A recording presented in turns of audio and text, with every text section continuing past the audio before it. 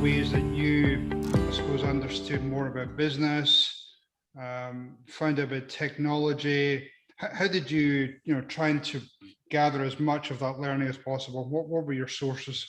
Yeah, one of my favorite quotes is actually a Mark Zuckerberg quote, whatever you think of that guy. But he did say this, which is pretty smart. He said, you don't want to be a know-it-all, you want to be a learn-it-all. And again, one of the things like business is going to cause you to do to level up, to be playing a game a level higher than what you might necessarily be cut out for is learning, picking up the books, listening to the podcasts. Instead of watching some series on Netflix, you're watching some conference on YouTube or something like that, and constantly trying to almost through maybe a little bit of paranoia, trying to learn as much as you can because you know that you're kind of out of your element. And if you're doing business well, it's like it's taking you out of that comfort zone and putting you into a place where maybe you're not the best leader.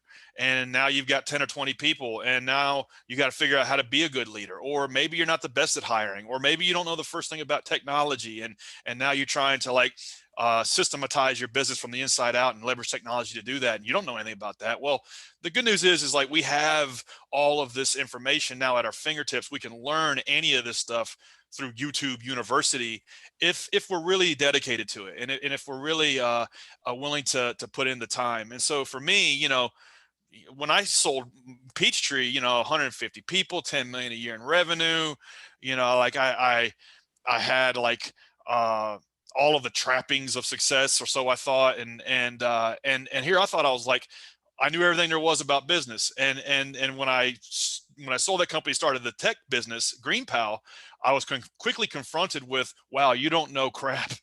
you really don't know the first thing about how to run a technology business. And so I started picking up every book I could that was recommended to me, and probably 1 out of 5 were any good. But that's the thing, you got to read the crappy books to pick up the good one.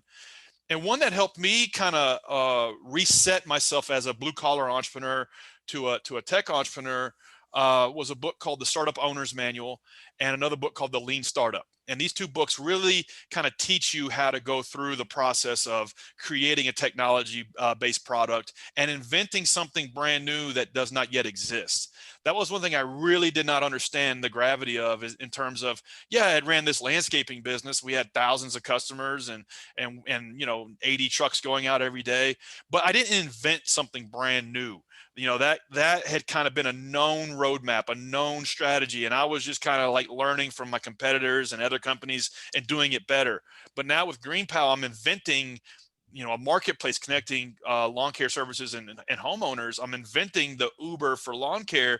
It's very, very, very different. And it's a lot more difficult because there is no roadmap, and you're having to kind of trial and error your way through to something that works.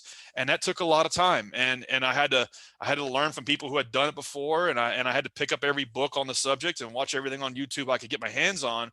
But as time went on, I kind of became a tech entrepreneur over about a 3-year period of time. It just took a lot of work and a lot of dedication.